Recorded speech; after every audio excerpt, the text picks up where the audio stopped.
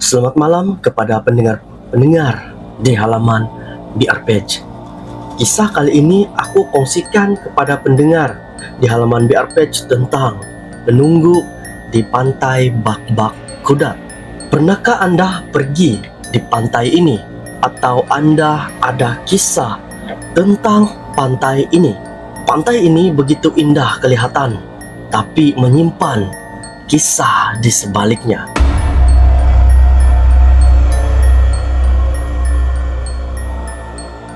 Dijadikan cerita, kisah ini dikongsikan oleh salah satu followers aku di laman sosial Facebook. Pengalaman ini masa anak-anak masih lagi belajar dan tinggal jauh, tidak ingat tahun berapa lama sudah. Masa ni kami laki bini memang banyak masa bersama-sama. Selalunya kalau tidak bengam sudah sama bini aku, memang aku akan keluar sekejap dari rumah. Tidak banyak cakap, ambil kunci kereta, terus jalan. Pergi kasih tenang fikiran. Aku pun tidak suka mau berlawan cakap. Bagus pergi cari makan. Lebih kurang jam 6 petang masa tu. Lepas singgah beli minuman dan barang mentah untuk dimasak nanti, aku pun bawa diri di satu pantai agak jauh dari rumah kami, yaitu Pantai Bak-Bak Kudat. Masuk saja simpang, nampak ada 2 buah kereta sedang parking di kawasan pantai. Ada yang beriadah sama family, ada juga yang memancing. Aku ni parking tidak jauh dari kawasan dorang, dekat sikit kawasan yang ada bangunan dan tandas. Senanglah nanti kalau mau buang air besar. Sama kawasan ni saja ada lampu jalan warna kuning. Awalnya tidak terfikir pun mau bermalam di sini, tapi memandangkan hati masih merajuk, aku pun buat keputusan lepaklah satu malam, atau mungkin sampai tidak merajuk sudah. Semua peralatan memasak dan baju salin memang ada sedia di belakang kereta. Kereta yang aku bawa ni memang sedia penuh barang memasak, baju dan juga barang-barang memancing. Biasanya selalu aku gunakan kalau ada aktiviti 4x4 di hutan bersama kawan-kawan lain. Memang ngam lah untuk lepak-lepak di sini sambil minum-minum sikit. Sampai saja di sana, aku duduk dalam kereta sambil makan makanan ringan dan dengar lagu, sambil-sambil memojok diri sampai aku tertidur. Keadaan pada masa itu memang tidak suruh pulang, sebab senja cantik betul. Angin pun tidak berapa kuat. Tidak pasti berapa lama aku tertidur. Aku terbangun sebab rasa kereta macam bergoyang kuat. Mungkin ada orang kasih goyang kereta, atau ada polis sedang meronda. Tapi bila aku perhati sekeliling kereta, tiada pula orang. Tinggal aku sendiri lagi di sana berparking kereta. Keadaan sangatlah sunyi. Sudah rasa keadaan macam selamat dan betul-betul segar dari tidur, aku pun keluar dari kereta sambil tengok kiri kanan. Gelap saja, hanya ada satu cahaya lampu di kawasan aku parking kereta ni.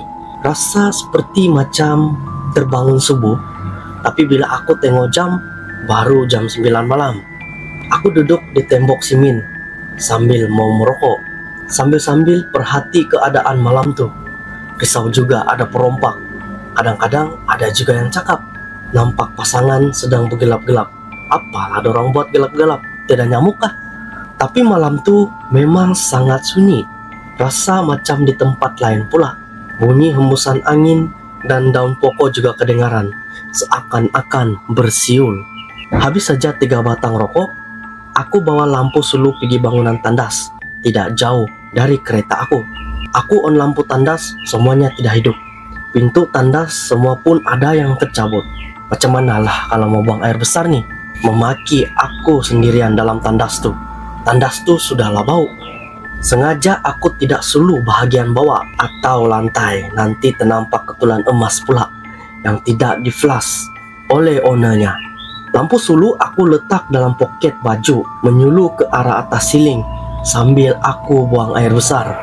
Boleh saja buang air di kawasan aku parking, tapi aku terkencing rumah hantu nanti. Aku bercakap sendirian di dalam tandas. Lepas saja aku terfikir begitu, tiba-tiba rasa lain macam. Baru aku sedar, entah macam mana terlampau berani masuk tandas ni. Yang tadi rasa agak sejuk bertukar menjadi suam. Celupar betul mulut, bisik aku dalam hati sambil cepat-cepat kasih siap urusan. Dibantu cahaya dari lampu sulu yang aku letak di poket baju sebelah kanan, aku basuh tangan tanpa melihat cermin. Sebab masa ni rasa lain macam sudah. Tidak berani mau angkat muka hadap cermin. Meremang semua bulu roma, macam berkeras sudah kulit-kulit tangan aku. Seperti ada yang sentuh belakang leher sama bahu aku. Belum pun sempat aku langkah kaki di pintu keluar tandas, bunyi benda jatuh atas atap tandas. Aku terkejut dan secara tidak sengaja terus menoleh ke arah bunyi itu. Apabila aku melihat benda yang jatuh tadi, aku berteriak kuat sebab betul-betul terkejut. Rasa jantung terlepas dari badan, sejuk dari hujung kaki naik pergi kepala. Jelas nampak atas dinding pembahagi tandas macam ada karung putih bentuk macam perempuan sedang duduk dan tengok tepat muka aku.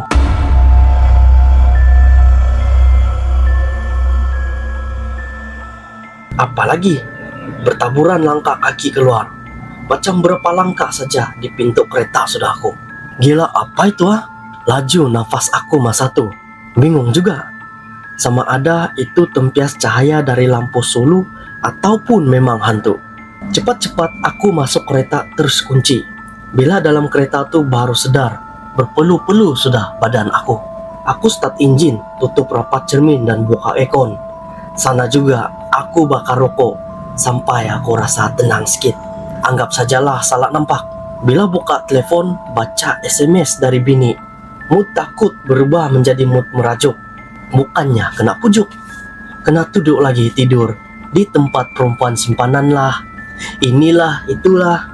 Keluar aku balik dari kereta dan buka pintu belakang. Kasih keluar barang-barang masak, sayur-sayur, Maggi dan juga daging. Aku bakar begitu saja semua. Betul-betul tiada mood. Tapi lapar tidak boleh dikasih biar. Sedang aku tunggu arang menjadi bara, sambil tengok laut yang hanya diterangi bintik cahaya samar dari kapal laut ataupun mungkin rumah orang. Pikiran aku terfikir balik masa pergi kencing tadi. Dan sinilah aku terdengar macam ada bunyi orang sedang berjalan di air. Awalnya aku agak mungkin orang sedang memukat ataupun cari ikan. Dari hujung ke hujung aku suluh, tapi sudah 1 menit begitu mencari, baru aku perasan air masih lagi pasang. Dalam bait itu siapa pula berjalan sana? Satu lampu pun tidak nampak. Meremang semua bulu rumahku. Aku tutup lampu sulu dan coba alih perhatian. Kali ini aku terdengar balik bunyi macam berlari sudah. Tiba-tiba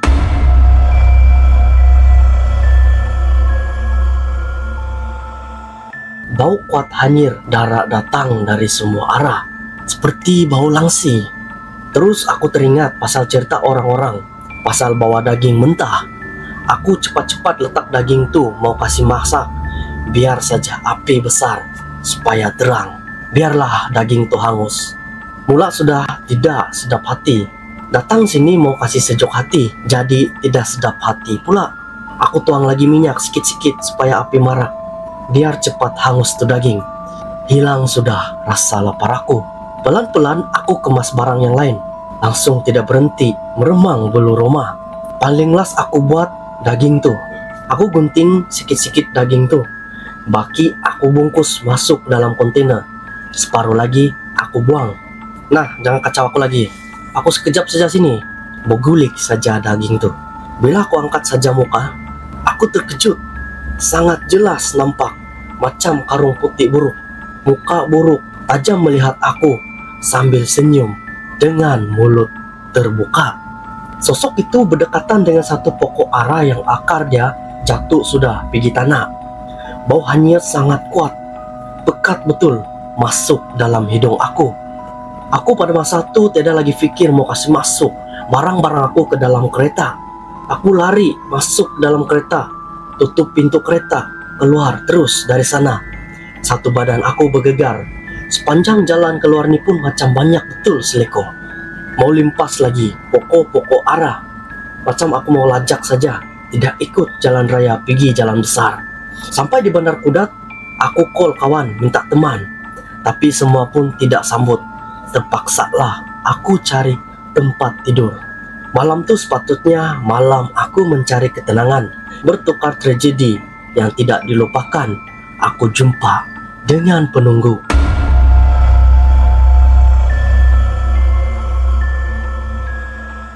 Selepas beberapa hari kejadian, aku ada cerita sama kawan aku. Memang bah kawasan sana tuh keras.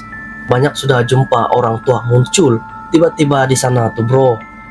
Kawasan seberang jambatan tuh, yang macam taman tuh, pernah ada orang anak kasih tapuk tuh geng.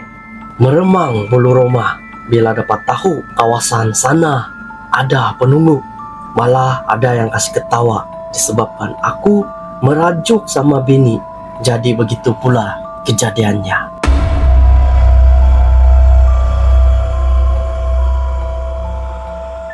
Sekian penceritaan daripada BA Page pada malam ini. Jika Anda ada perkongsian atau Anda ada pengalaman daripada kisah benar Anda, bolehlah kongsikan kepada admin menerusi laman Facebook page admin Borneo Reaction ataupun menerusi Gmail admin Selvin89 alias gmail.com. So, kepada pendengar-pendengar di halaman BA Page, jangan lupa subscribe YouTube channel aku, Selvin Junior, dan jangan lupa follow Facebook page aku, Borneo Reaction, dan jangan lupa share kepada teman-teman Anda di luar sana untuk lebih banyak perkongsian tentang kisah seram tengah malam Anda. So, bertemu lagi kita dalam next perkongsian cerita seram tengah malam Anda.